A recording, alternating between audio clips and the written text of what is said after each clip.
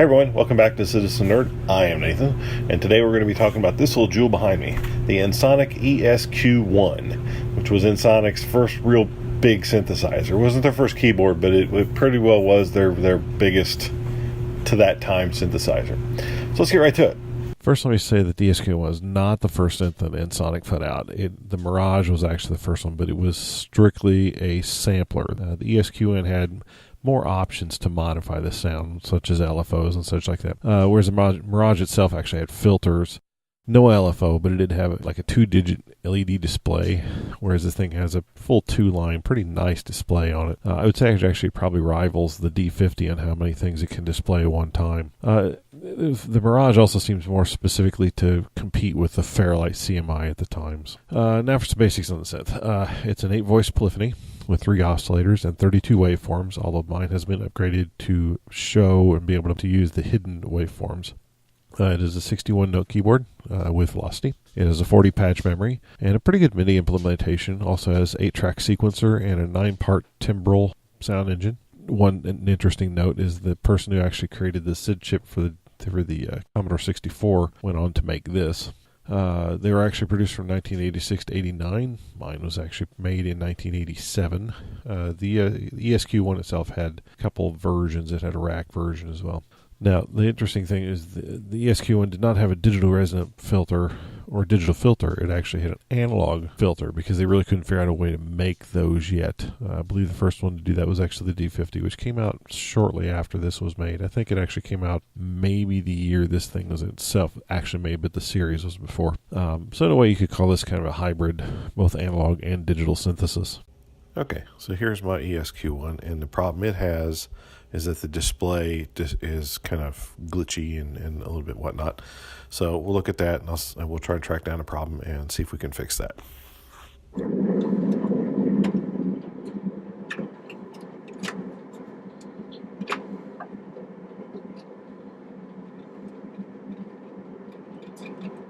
Okay, I'm messing with a couple of leads here and getting some different results.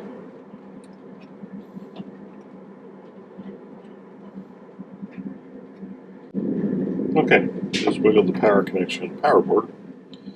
Knocked it completely off. Okay, alright. So, this connector, wiggled it and knocked it completely out. That feeds right here. So, let's start there. Okay, first thing we're going to do is disconnect this whole thing and take it out. Take a look at the bottom of it and see how it looks. Main transformer. Lead going out. Second lead going out. We have 3 screws and these tabs. Okay, we're going to remove these 3 screws on the back here that attach to the heatsink.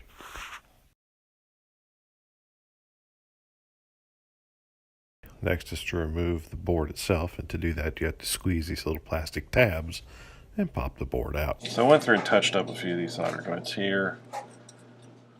Someone had already done these, so I'm going to touch that up, redid the main power connector. Need to make sure that the connections here are shiny, not corroded. Here and here. Need to make sure that all your capacitors are not bulging or dried out. That everything is seated in there well. Use this for example.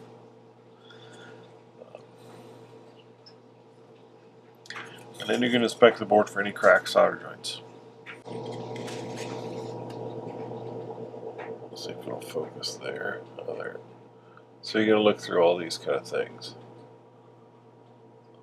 Any cracks. And then we get to put it back in and see if we found it or not. Okay, I put the board back in. I haven't put the 3 screws in the back yet, but those are just to dissipate heat.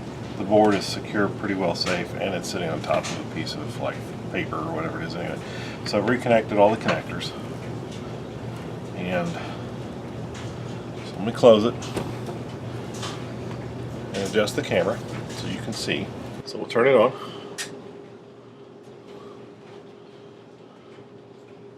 See a little flicker in there.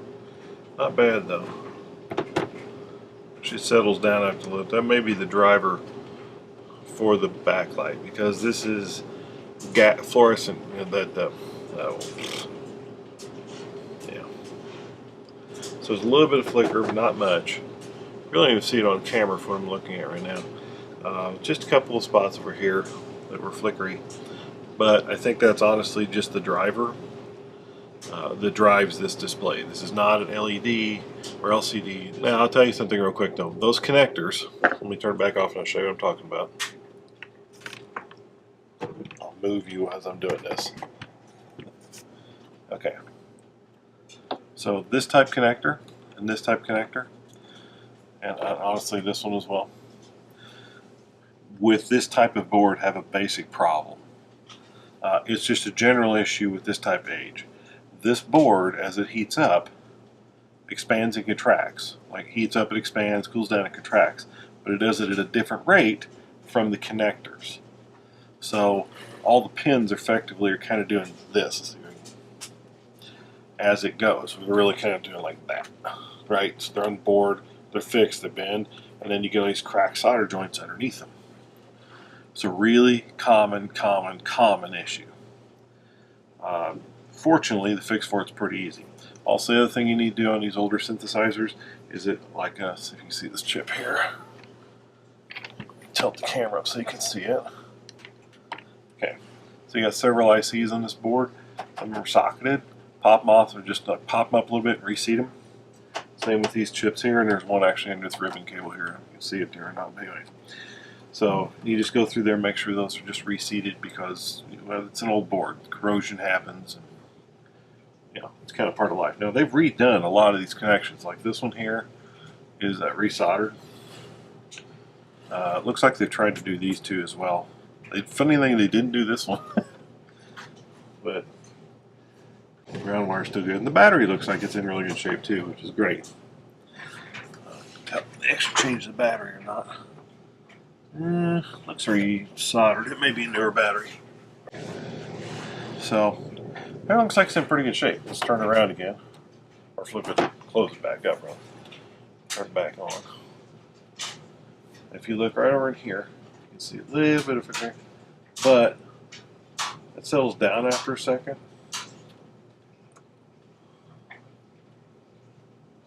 Which I'm thinking is the driver, because the rest of it's solid. So, and it stays on the whole time now too. So I kind of want to see if I can get that to...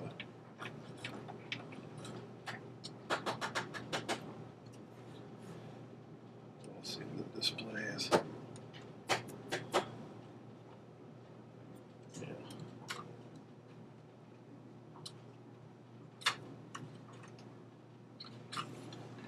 Yeah. So yeah, the longer it sits, the better it gets.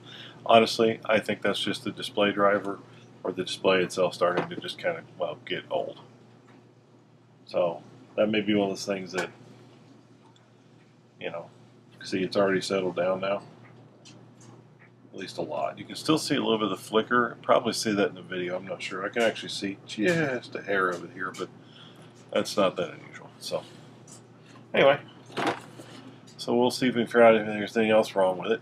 We'll hook it up to some stuff here, and I'll see if I can hear it making sound, which would be great. Okay, so here we are. I got the thing fired back up. I'll show you what it looks like. And it's good and solid and on. That's what we got now.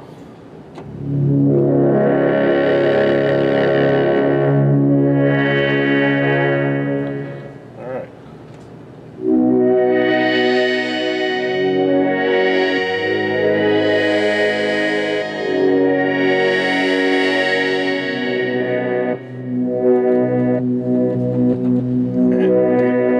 Rotary triggers, that's nice.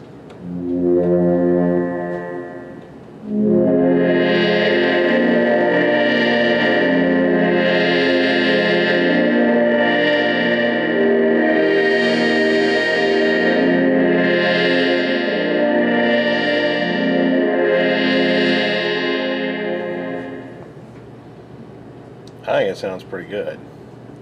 Actually, I love that sound. That's pretty neat. Hope you enjoyed this episode of Citizen Nerd. I have been Nathan, and today we've been looking at the Ensoniq ESQ1 and getting it up and running. And if you enjoyed this, please like and subscribe. Click the little notify bell. Also want to let you guys know about a channel some friends of mine and I have created. We actually did it right on my normal set, which also doubles as my workshop. Anyway, the channel though, what the friends of mine and I are doing are 3 old tech dudes, or 3 OTD. So if you see that, and I'll put a link in the description. I'll try and get a banner, but no guarantees on that. Anyway, hope you enjoyed it.